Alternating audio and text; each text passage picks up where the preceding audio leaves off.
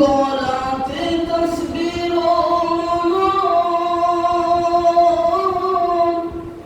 কে চলে ওই কামলিওয়ালা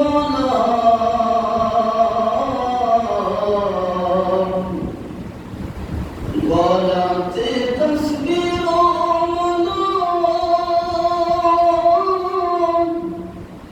কে চলে ওই কামলিওয়ালা আমার বুকের তলে তারে ডেকে নিয়ে আয়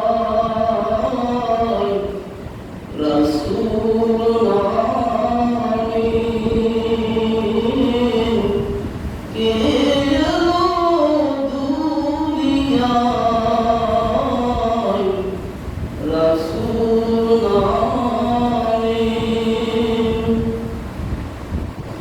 আমি শুনি নাই দেখি নাই কোথাও মানুষের ব্যথা আমি দেখি নাই শুনি নাই কোথাও মানুষের ব্যথা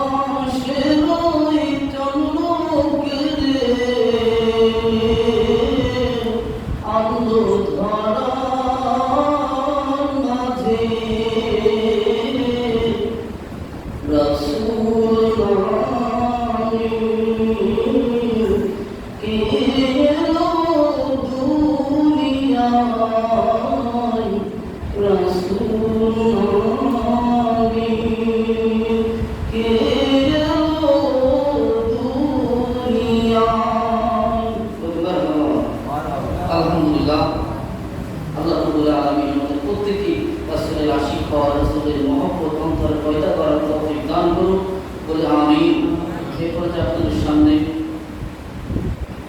রাসূলের জীবন নিয়ে কিছু কথা বললেন আমাদের যারা মৌলানা সাহেব। আমি মহতরমে তার মূল্যবান কথা বলার জন্য স্মরণ যোগাযোগ করলে ভালো আছে।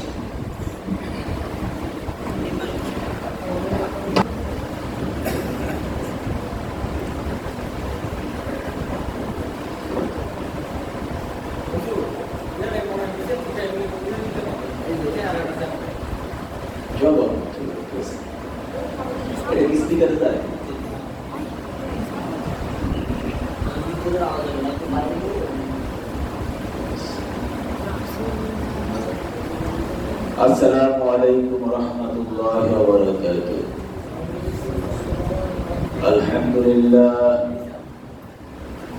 Alhamdulillahi nahmaduhu wa nasta'inuhu wa nastaghfiruhu wa na'udzu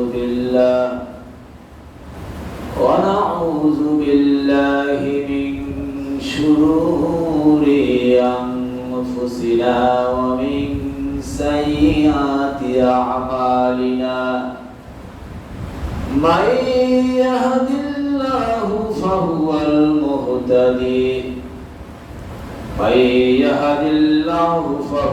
muhtadi wa man yudlil falan tajida lahu waliyyan murshida. Wa nashhadu an la ilaha illallah wahdahu la sharika lah.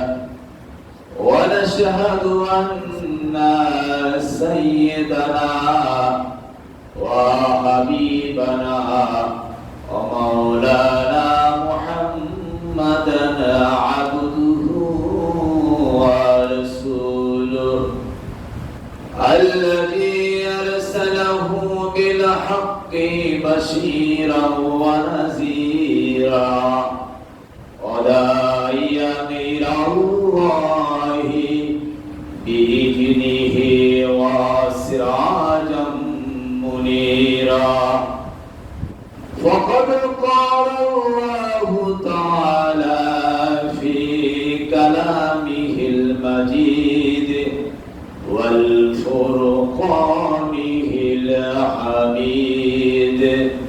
A'udzu billahi minasy syaithanir rajim.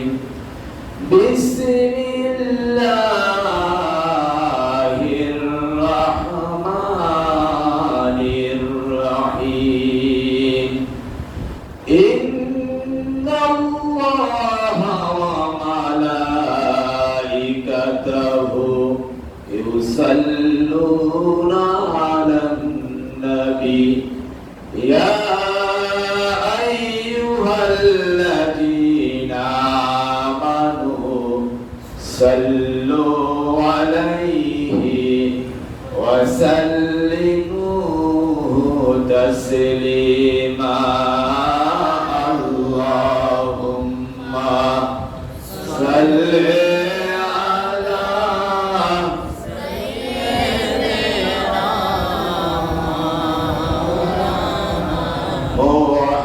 Muhammad wa ala ali sayyidina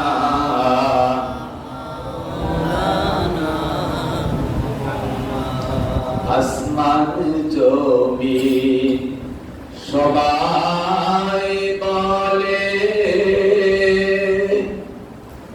আজ আমাদের খুশির দিন।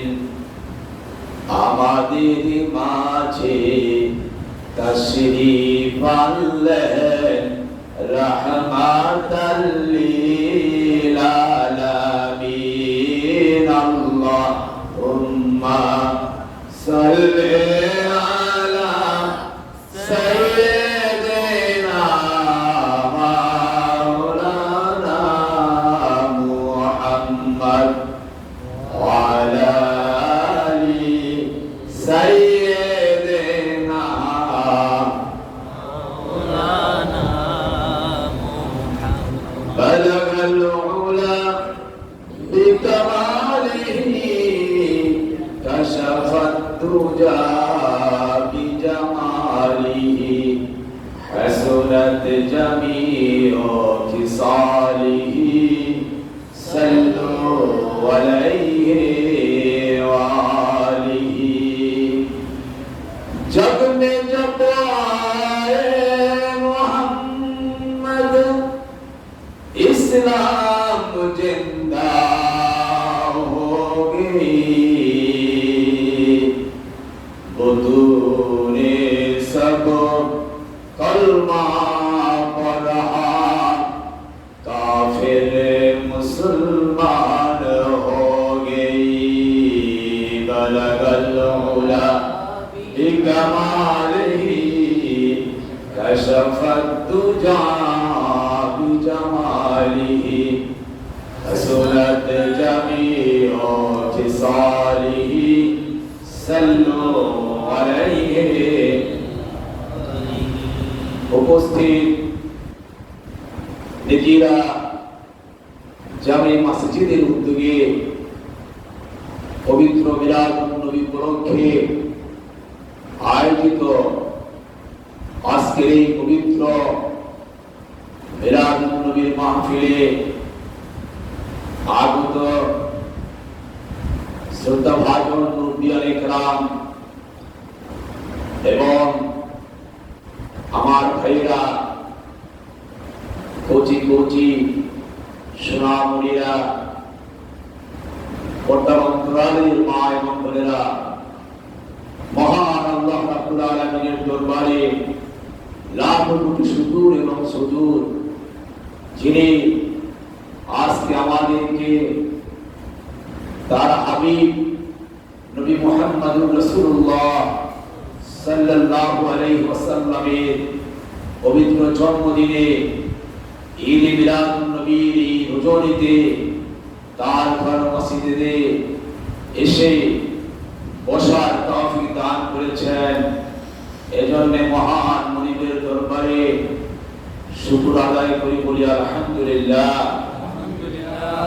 অসংখ্য দরুদ এবং সালাম সাইয়্যিদুল মুরসালিন আশরাফুল আম্বিয়া নবী মুহাম্মদুর রাসূলুল্লাহ সাল্লাল্লাহু আলাইহি ওয়াসাল্লামের প্রতি সম্মানিত হাজিরিন আজ পবিত্র ঈদ মিলাদুন নবী সাল্লাল্লাহু আলাইহি ওয়াসাল্লাম আজকে এই দিনে আশরাফুল আম্বিয়া সাইয়্যিদুল মুরসালিন খাতামুন নবিয়্যিন নবী মুহাম্মদুর রাসূলুল্লাহ সাল্লাল্লাহু আলাইহি ওয়াসাল্লাম এই পৃথিবীর বুকে মাটি এই ধরনীতে তাশরীফ এনেছিলেন জন্মগ্রহণ করেছিলেন তাই আমাদের জন্য এই দিনটি প্রত্যেকটি মুসলমানের জন্য এই দিনটি অত্যন্ত তাৎপর্যপূর্ণ গুরুত্বপূর্ণ আনন্দে এবং খুশি কথা ঠিক কিনা মহান আল্লাহ রাব্বুল আলামিন আমাদের নবী মুহাম্মদ সাল্লাল্লাহু আলাইহি ওয়াসাল্লামের শানে হাদিসে কুদসিত বলেছেন লাউলাকা লামা খালাকতুল আফলাক আমি যদি হযরত মুহাম্মদ সাল্লাল্লাহু আলাইহি ওয়াসাল্লামকে হে নবী আপনাকে যদি সৃজন না করতাম তাহলে মহাবিশ্বের কিছুই সৃষ্টি করতাম না সুবহানাল্লাহ মহান আল্লাহ রাব্বুল আলামিন তার নূর থেকে আমাদের নূর নবী মুহাম্মদুর রাসূলুল্লাহ সাল্লাল্লাহু আলাইহি ওয়াসাল্লামের নূরকে পয়দা করেছেন এই বাচ্চারা এই ওদিকে কেন এদিকে আসো এখানে আসো ওখানে আসো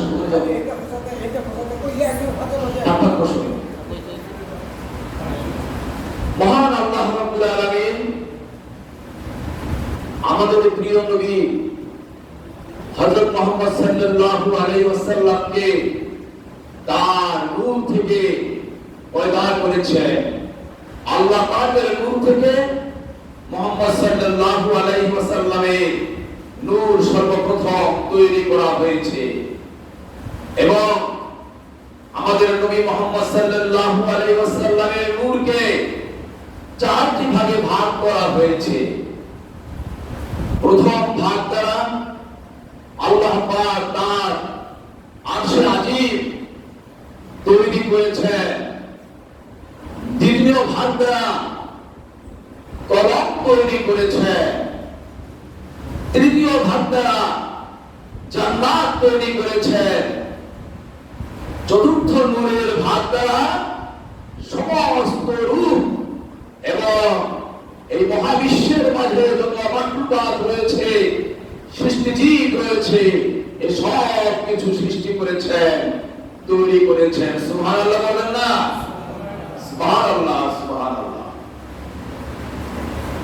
মহান আল্লাহ রাব্বুল আলামিন আদম আলাইহিস সালামকে এই মাটি দ্বারা সৃষ্টি করার 14,000 বছর আগে আমাদের নবী মুহাম্মদ সাল্লাল্লাহু আলাইহি ওয়াসাল্লামের নূরকে সৃষ্টি করেছেন। এই 14,000 বছর হলো ওই জগতের কথা বলছি, আর ওই 14,000 বছরকে এই জগতের হিসাব করতে গেলে তা হয় 5,100,000 বছর। সুবহানাল্লাহি ওয়া বিহামদিহি। তাহলে আদম আলাইহিস সালামকে আল্লাহ পাক মাটি দ্বারা সৃষ্টি করেছেন। এই মাটি দ্বারা সৃষ্টি করার 501 কোটি বছর আগে আমার নবী মুহাম্মদ সাল্লাল্লাহু আলাইহি ওয়াসাল্লামের নূর পয়দা করা হয়েছে। কত আগে পয়দা করা হয়েছে, এবং সেই নূর দ্বারা পর্যায়ক্রমে এই মহাবিশ্বকে, এই সাগর মহাসাগর, পাহাড় পর্বত, নদীবালা, খাল বিল, মানুষ, জিন, ইনসান, ফেরেশতা, কুল, যেখানে যত মাখলুকাত আছে, কোন কিতাবে লেখে 18,000 মাখলুকাত, কোন কিতাবে লেখে 80,000 মাখলুকাত। এই চন্দ্র, সূর্য, গ্রহ, নক্ষত্র, উল্কাপিণ্ড, ছায়াপথ, গ্যালাক্সি সব কিছু আমাদের নবীজি নূর দ্বারা আল্লাহ পাক সৃজন করেছেন। সুবহানাল্লাহ, সুবহানাল্লাহ। আমাদের নবী মুহাম্মদ সাল্লাল্লাহু আলাইহি ওয়াসাল্লামের পিতা আব্দুল্লাহর বয়স যখন মাত্র 24 বছর, ওই 24 বছর বয়স যখন হলো, আব্দুল্লাহর বাবা আব্দুল মুত্তালিব এই 24 বছরের বয়সের ছেলেকে বিবাহ করার জন্য উদ্যোগ নিলেন। অনেক ভালো ঘরের, ভালো বংশের মেয়ে দেখলেন, কোন মেয়ে পছন্দ হলো না, কোন মেয়ে চুজ করতে পারলেন না, কোন মেয়ে পছন্দ হয় না, বংশের সাথে মিল খায় না, ঐতিহ্যের সাথে মিল খায় না, সম্পদের দিক থেকে মিল খায় না, সম্মানের দিক থেকে মিল খায় না, কোন দিকে মিল খায় না। কারণ আমার নবীজির বংশ ছিল কুরাইশ বংশ।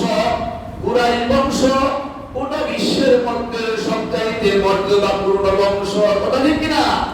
সবচেয়ে মর্যাদাপূর্ণ বংশ। তাই এই বংশের সাথে নবী করিম সাল্লাল্লাহু আলাইহি ওয়াসাল্লামের এই পূর্বপুরুষের বংশের সাথে কোন বংশে মিল খায় না, খাপ হয়ে ওঠে না, একটা মিললে আরেকটা মিলে না।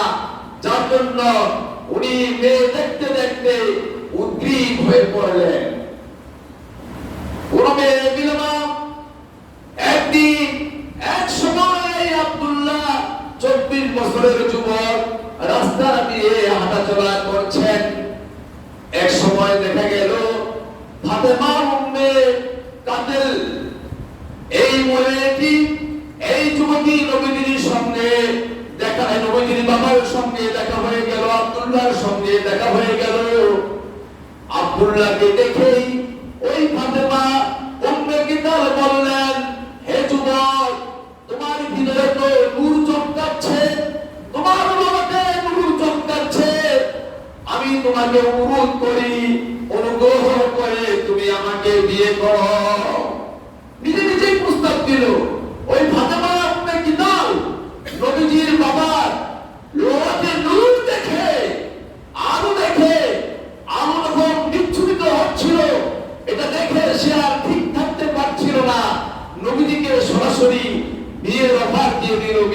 প্রস্তাব দিয়ে দিল। এই বিয়ের প্রস্তাব পেয়ে আব্দুল্লাহ তাকে বিনয় করলো, স্বীকার করলো, বিয়েতে রাজি হলো না। ওই দিনে অন্য একটি মেয়ে আব্দুল্লাহর বাবা আব্দুল মুত্তালিব দেখে ঠিক করে ফেললো, তার নাম হলো আমিনা। মা আমিনার সাথে আব্দুল্লাহর ওই দিন বিয়ে হয়ে গেল। আলহামদুলিল্লাহ।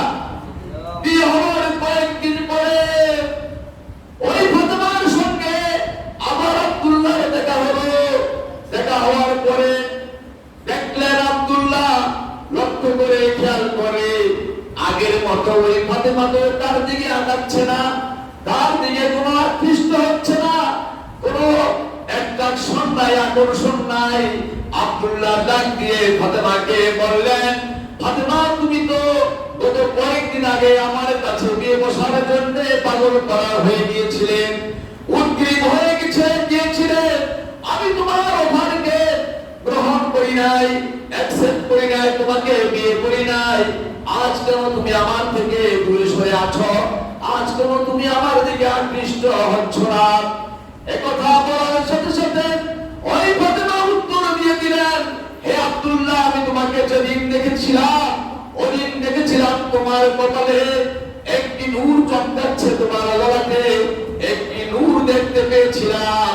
আজ দেখি তোমার কপালে সেই নূর চমকাচ্ছে না, তোমার ললাটে ওই নূর নাই। আমি তো ওই নূরের মা হতে চেয়েছিলাম, মূলত তোমার স্ত্রী হওয়ার জন্য আমার কোনো আগ্রহ ছিল না। সুবহানাল্লাহ। আমি ওই নূরের মা হতে চেয়েছিলাম, কিন্তু আমার মনে হয় এখন তো তোমার কপালে নূর চমকাচ্ছে না, তোমার ললাটে নূর নাই, সেই আলো নাই। ওই নূরের ওই আলোর অন্য কোন মেয়ে মালিক হয়ে গিয়েছেন, কেউ তোমাকে বিয়ে করেছে, সে ওই নূরের মা হয়ে গিয়েছেন। এখন তোমার কাছে আমার আর দাম নাই। সুবহানাল্লাহ, সুবহানাল্লাহ। মা আমিনার সঙ্গে এই আব্দুল্লাহর সঙ্গে বিয়ে হয়েছিল রজব মাসের প্রথম দিন শুক্রবার। রজব মাসের প্রথম দিন কি বার? শুক্রবার বিয়ে হয়েছিল।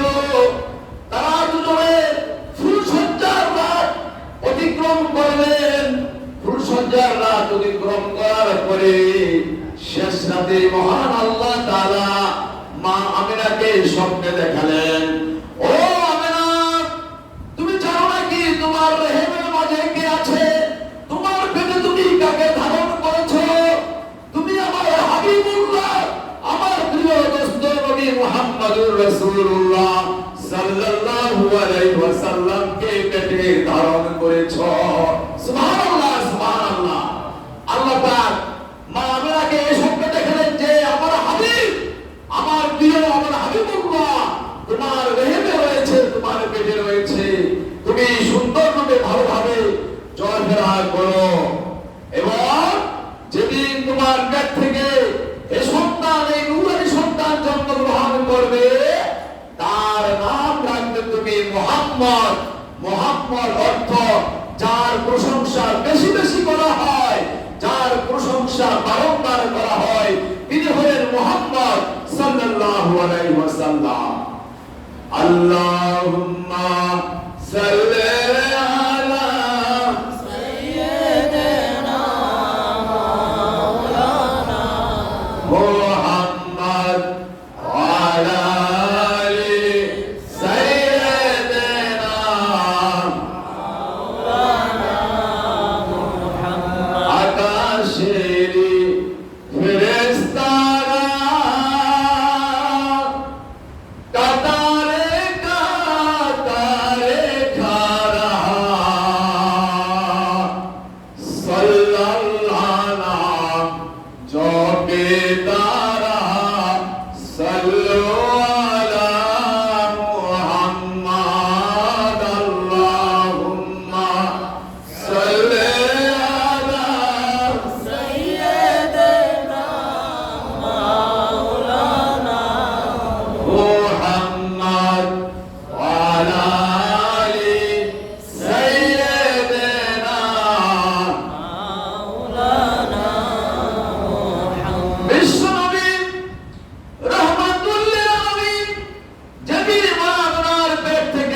দুনিয়ার বুকে তাশরীফ আনলেন, জন্মগ্রহণ করলেন এই ধরনীর বুকে, এই সুন্দর বসুন্ধরায় চলে আসলেন। ওই দিন ওই রাতে সোমবার শুভে সাদেকের সময় আসমানের হাজার হাজার লক্ষ লক্ষ কোটি কোটি নবীজির শানে দুরূদ শরীফ পাঠ করতেছিল। শুধু তাই নয়, এই জমিনের বুকে এসে, এই ধরনের বুকে এসে মা মেনার ঘরের চারদিকে কোটি কোটি অসংখ্য গণিত ফেরেশতা নবীজির শানে দরুদ এবং সালাম ভেস্তেছিল। সুবহানাল্লাহ বলেন না? আমরা যখন দুনিয়ার বুকে জন্মগ্রহণ করেছি, মায়ের পেট থেকে দুনিয়াতে এসেছি, তখন আমাদের একজন ধরনীর প্রয়োজন হয়েছে। আগের দিনে তো হসপিটাল ছিল না, এমন ঘন ঘন ক্লিনিক ছিল না। ধাত্রী যারা তারা গিয়ে ধরতো, সহযোগিতা করতো। কিন্তু মা আমিনা যখন মুহাম্মদ সাল্লাল্লাহু আলাইহি ওয়াসাল্লামকে প্রসব করেছেন, তখন কোন ধাত্রীর প্রয়োজন হয় নাই, কোন ধরনীর প্রয়োজন হয় নাই। আদম আলাইহিস সালামের স্ত্রী হাজার হাজার বছর আগে দুনিয়াতে এসেছিলেন। ওই মা হাওয়া এসে এই নবীজির ধাত্রীর কাজে সহযোগিতা করেছেন। সুবহানাল্লাহ। শুধু কি তাই নয়, ফিরআউনের স্ত্রী ঈমানদার ছিলেন, আল্লাহর ছিলেন, মুমিন ছিলেন। এই ফিরআউনের স্ত্রী বিবি আসিয়া এসে মা আমিনার ঘরে এই ধরনের কাজ করেছেন, ধাত্রী মাতার কাজ করেছেন। ইব্রাহিম আলাইহিস সালামের স্ত্রী মা হাজেরা এসেছেন, এবং আমাদের ঈসা আলাইহিস সালামের মা মরিয়ম এসে ধাত্রী ধরনের কাজ করেছেন। সুবহানাল্লাহ বলবেন না? সুবহানাল্লাহ, সুবহানাল্লাহ। এরকম মহান মনীষী যারা ছিলেন পৃথিবীর বুকে, আল্লাহ পাক যাদেরকে ওলি হিসেবে, মহান মনীষী হিসেবে, মহিষী নারী হিসেবে কবুল করে নিয়েছিলেন, তারা নবীজি এই জন্মের সময় এসে সহযোগিতা করেছেন। সুবহানাল্লাহ, সুবহানাল্লাহ। মায়েরা যখন আমাদের নবী সাল্লাল্লাহু আলাইহি ওয়াসাল্লামকে পেটে ধারণ করেছেন, উনি যখন বাইরে ঘোরাফেরা করতেন, পর্দার মাঝেই ঘোরাফেরা করতেন, তখন মানুষ তাকিয়ে দেখতেন যে এই সুন্দর সুঘ্রাণ কোথা থেকে আসে, মেশকে আম্বরের ঘ্রাণ কোথা থেকে আসে। এই মেশক আম্বর তো দুনিয়ার বুকে পাওয়া যায় না, এই ঘ্রাণ কোথা থেকে আসে? মানুষ অস্থির হয়ে যেত। আব্দুল মুত্তালিব জিজ্ঞেস করতেন, এবং অন্যান্য আত্মীয় স্বজন জিজ্ঞেস করতেন যে মা আমিনা কি কোনো ভালো দামের পারফিউম ব্যবহার করে কিনা। যখনই জিজ্ঞেস করলেন, মা আমিনা বললেন, আমি কিছু জানি না, আমি কোনো পারফিউম আতর, মেশক আতর ব্যবহার করি না, কোনো সেন্ট ব্যবহার করি না। যেদিন থেকে আমার পেটে আমার এই দেহে সন্তান এসেছে, ওই দিন থেকেই আমার এই শরীর থেকে এই সুন্দর মেশক আতরের ঘ্রাণ ছড়াচ্ছে। সুবহানাল্লাহ। কে করে দিয়েছেন? মহান আল্লাহ পাক করে দিয়েছেন। সুবহানাল্লাহ, সুবহানাল্লাহ। আমাদের প্রিয় নবী সাল্লাল্লাহু আলাইহি ওয়াসাল্লামের এই জন্মদিনে, ঈদে মিলাদুন নবীর দিনে আমরা বেজার না খুশি? আমরা বেজার না খুশি? আমাদের ভিতরে একদল ভাইয়েরা আছে, ওয়াহাবি ভাইয়েরা, তারা নবীজির জন্মদিনে খুশি হয় না, তারা বেজার হয়ে থাকে। তারা বলে বেদাত বেদাত বেদাত। আরে বেদাত কিভাবে হবে? নবী যখন বড় হয়েছেন, নবী যখন নবুয়ত পেয়েছেন, তখন নবীজি সোমবার দিনে রোজা রাখতেন। সোমবার দিনে রোজা রাখার পরে সাহাবায়ে কেরাম জিজ্ঞাসা করেছিলেন, ইয়া রাসূলুল্লাহ, ইয়া হাবিবাল্লাহ, আপনি সোমবার দিন রোজা রাখেন কেন?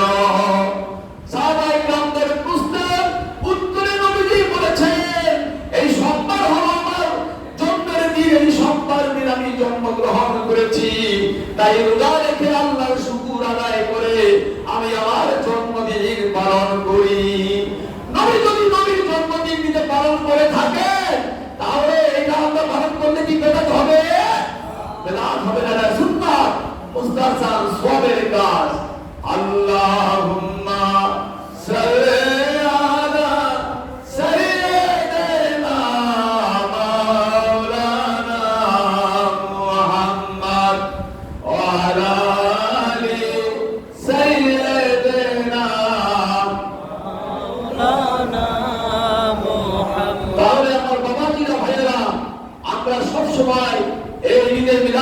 নবীর অনুষ্ঠান স্বতঃস্ফূর্তভাবে একাগ্রতার সঙ্গে পালন করব। এবছর তো পালন করলাম আলহামদুলিল্লাহ। আগামী বছর যদি আমরা বেঁচে থাকি, আল্লাহ পাক যদি হায়াতে বাঁচিয়ে রাখে, এই মিলাদুন নবীর অনুষ্ঠান আমরা আরো জাঁকজমকপূর্ণভাবে পালন করতে চেষ্টা করব ইনশাআল্লাহ। আল্লাহ আমাদের তৌফিক দান করুন। সবাই বলি আমিন, আর জোরে বলি আমিন। ওয়া আখিরু দাওয়ানা আলহামদুলিল্লাহি রাব্বিল আলামিন। আসসালামু আলাইকুম ওয়া রাহমাতুল্লাহি ওয়া বারাকাতুহু।